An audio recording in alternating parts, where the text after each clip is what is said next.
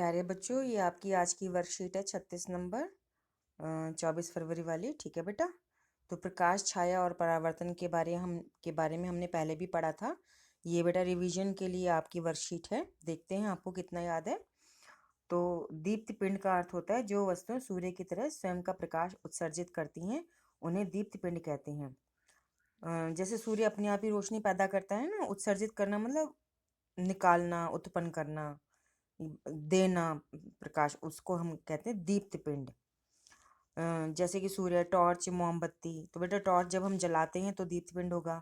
अगर वो जल नहीं रही है तो वो अदीप्त पिंड होगा, मतलब जिसमें रोशनी नहीं है। तो मोमबत्ती में भी बेटा जल रही है तो वो दीप्त पिंड है, और अगर नहीं जल रही है तो वो अदीप्त पिंड है। तो बेटा इसमें आपने लिखना है जलती हुई टॉर्च और जलती हुई मोमबत्ती। थोड़ी सी गलती है, इसको ठीक करिएगा। ठीक है बेटा। तो पारदर्शी पदार्थ हम जानते हैं कि वो पदार्थ जो प्रकाश को अपने अंदर से जाने देते हैं, जैसे कि पानी हो गया, कांच हो गया और हवा। आप मुझे देख पाते हैं, मैं आपको देख पाती हूँ। चलिए, आप मुझे नहीं देख पा रहे थे, लेकिन आप अपनी मम्मी पापा, अपने आसपास की चीज़ों को देख पाते हैं ना, क्योंकि उन चीज़ों, उन लोगों और आपके बीच में हवा है, तो पारदर्शी हुई ना, प्रकाश को जाने दे रही है ना अपने अंदर से। ठीक है बेटा। दूसरा होता है पारभासी पदार्थ। तो पारभासी पदार्थ का मतलब है वह पदार्थ जो प्रकाश को पूरी तरह से अपने अंदर से जाने नहीं देते, जैसे कि चिकना कागज। मतलब कहने का मतलब है कि थोड़ा थोड़ा प्रकाश जाता है, थोड़ा थोड़ा नहीं जाता। मतलब ऐसी वस्तु जिसके आर पार हमको धुंधला दिखाई देता है, जैसे तेल लगा चिकना कागज, उसको हम पारभासी पदार्थ कहते हैं। ठीक है। अच्छा, तीसरी बात जो आपको ध्यान में रखनी है अपारदर्शी पदार्थ की।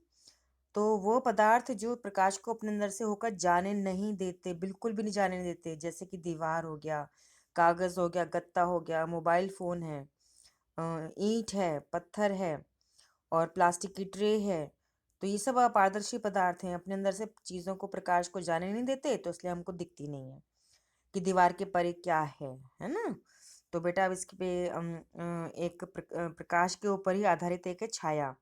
तो छाया का मतलब हम आम भाषा में पता है क्या कह देते हैं इसको? परछाई। याद है ना? तो जब प्रकाश की किरण को किसी अपारदर्शी वस्तु द्वारा रोक लिया जाता है तो एक गहरा काला धब्बा बनता है, उसे हम छाया कहते हैं। जैसे कि ये बच्चा खड़ा हुआ है, तो यहाँ पे सूरज है, तभी तो इसकी परछाई बन रही है ना, ऐसी इसको परछाई।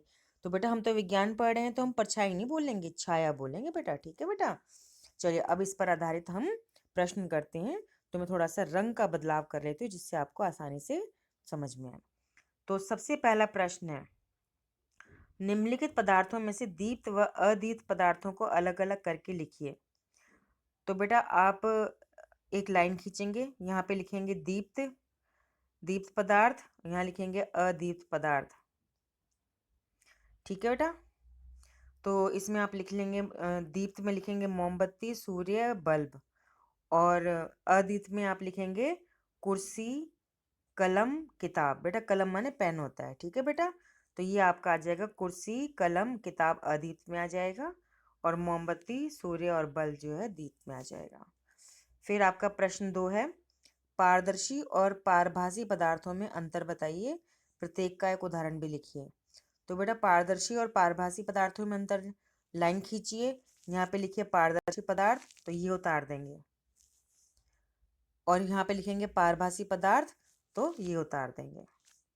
इसमें उदाहरण भी हो गया, पानी और कांच है, जैसे पारदर्शी पदार्थ का ये उदाहरण में आ जाएगा। चिकना कागज पारभासी पदार्थ का उदाहरण है, वो इसमें आ जाएगा। तो आपका उत्तर हो गया आपको। ठीक है ना बेटा। अब प्रश्न 3 क्या कहता है?